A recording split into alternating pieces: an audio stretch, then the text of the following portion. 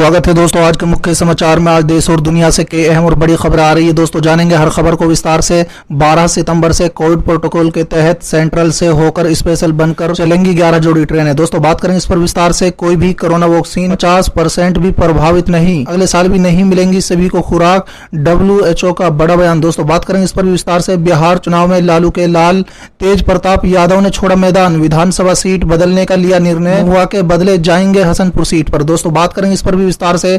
RJD कार्यकर्ताओं ने ticket की मांग को लेकर पार्टी कार्यालय के बाहर दिया धरना, कहा टिकट नहीं मिला तो दे देंगे जान। दोस्तों बात करेंगे इस पर भी विस्तार से। बिहार में एलजीपी की काट के तौर पर सामने आई हम पार्टी, पोस्टर वार में जीतन राम मांझी हुए हमलावर, एनडीए में मच गया हलचल। दोस्तों बात करेंगे इस पर भी विस्तार से। बिहार चुनाव नीतीश के बाद पप्पू यादव ने भी खेला दलित कार्ड, बोले इन 3 में से किसी को भी बनाएंगे सीएम कैंडिडेट। दोस्तों बात करेंगे इस पर भी विस्तार से।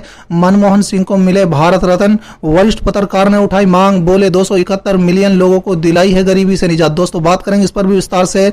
तुर्की ग्रीस में युद्ध के हालात, तुर्की ने सीमा पर तैनात किए टैंक। दोस्तों बात करेंगे इस पर भी विस्तार से। संसद में सरकार के खिलाफ एक साथ मोर्चा खोलने की तैयारी कर रहा है विपक्ष, 14 सितंबर से शुरू होगा संसद का मानसून सत्र। दोस्तों बात करेंगे इस पर भी विस्तार से। तो चलिए देख लेते हैं आज की पहली बड़ी खबर। 12 सितंबर से कोविड प्रोटोकॉल के तहत सेंट्रल से होकर स्पेशल बनकर चलेंगी 11 जोड़ी ट्रेन है। जी हाँ दोस्तों, रेलवे ने 12 सितंबर से 40 जोड़ी स्पेशल ट्रेनों को चलाने का ऐलान कर दिया है।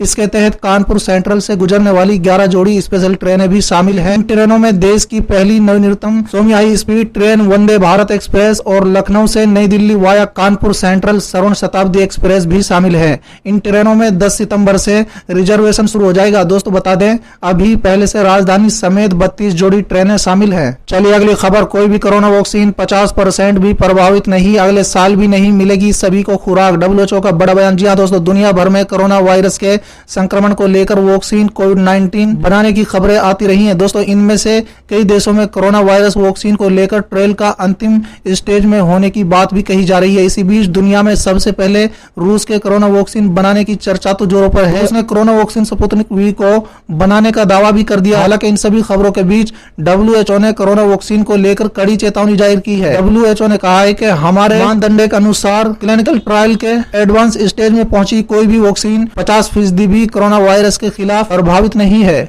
चलिए अगली खबर। बिहार चुनाव में लालू के लाल तेज प्रताप यादव ने छोड़ा मैदान, विधानसभा सीट बदलने का लिया निर्णय, मुआ के बाद जाएंगे हसनपुर सीट पर। जी हाँ दोस्तों, अपने निजी जीवन में अथल पुथल के दौर से गुजर रहे लालू यादव के बेटे तेज प्रताप यादव अब अपने वर्तमान विधानसभा सीट पर भी हिचकुले खाते दिखाई दे रहे हैं। दोस्तों शायद यही कारण है कि उन्हें अपने पुराने विधानसभा सीट को बदलने का फैसला कर लिया है। तेज प्रताप यादव फिलहाल महुआ विधानसभा सीट से विधायक है, लेकिन विधानसभा का अगला चुनाव वो हसनपुर विधानसभा से लड़ने जा रहे हैं। अब खुद उन्होंने इसकी पुष्टि कर दी है। तेज प्रताप यादव ने अपने ट्विटर हैंडल पर हसनपुर विधानसभा सीट को लेकर एक बैनर शेयर किया है। चलिए अगली खबर। आरजेडी कार्यकर्ताओं ने टिकट की मांग को लेकर पार्टी कार्यालय के बाहर दिया धरना, कहा टिकट नहीं मिला तो दे देंगे जान। जी हां दोस्तों, विधानसभा चुनाव नजदीक हैं, ऐसे में पार्टी कार्यकर्ता जिन्हें पार्टी के लिए पसीना बहाया है, उन्होंने चुनाव में टिकट के लिए अपनी दावेदारी पेश करनी शुरू कर दी है। इसी क्रम में रविवार को पटना स्थित आरजेडी कार्यालय के बाहर टिकट के लिए उम्मीदवारों ने धरना प्रदर्शन शुरू कर दिया है।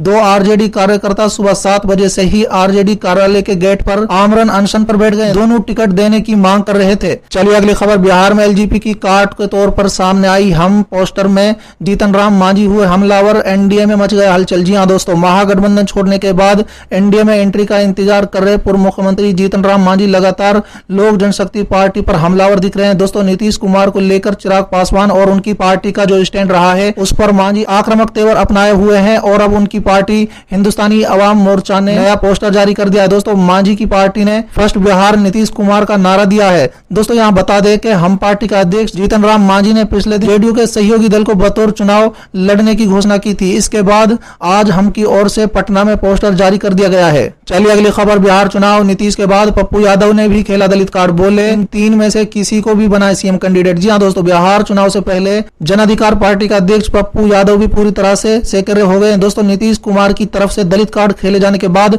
पप्पू भी मुख्यमंत्री की राह पर बढ़ते हुए नजर आ रहे हैं। दोस्तों पप्पू यादव ने इस चुनाव में दलित को सीएम बनाने की मांग रखी है। दोस्तों बता दें जम्मू में एक जनसभा में पप्पू यादव ने कहा है कि इस बार बिहार का मुख्यमंत्री दलित ही होना चाहिए।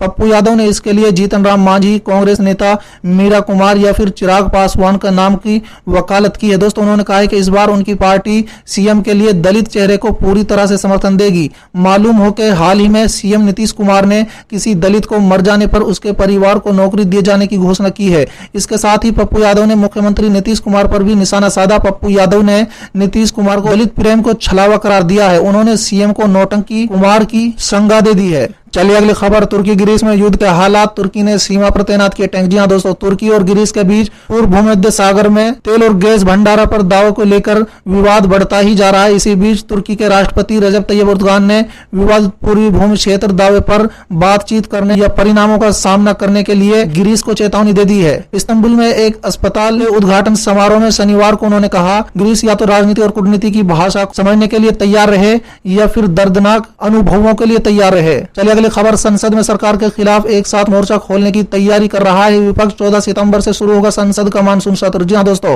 विपक्षी दल संसद में सरकार को कोविड-19 महामारी से निपटने, अर्थव्यवस्था और राज्यों की जीएसटी, चीन के साथ सीमा पर गतिरोध और राष्ट्रीय सुरक्षा के मुद्दे पर एक साथ मिलकर घेरने पर विचार कर रहा है। दोस्तों सूत्रों ने इस बारे में बताया है कि विपक्षी दलों के नेताओं द्वारा संसद के दोनों सदनों में सरकार के खिलाफ एक साथ मोर्चा खोलने के लिए इस सप्ताह बैठक कर एक संयुक्त रणनीति बनाने की संभावना है।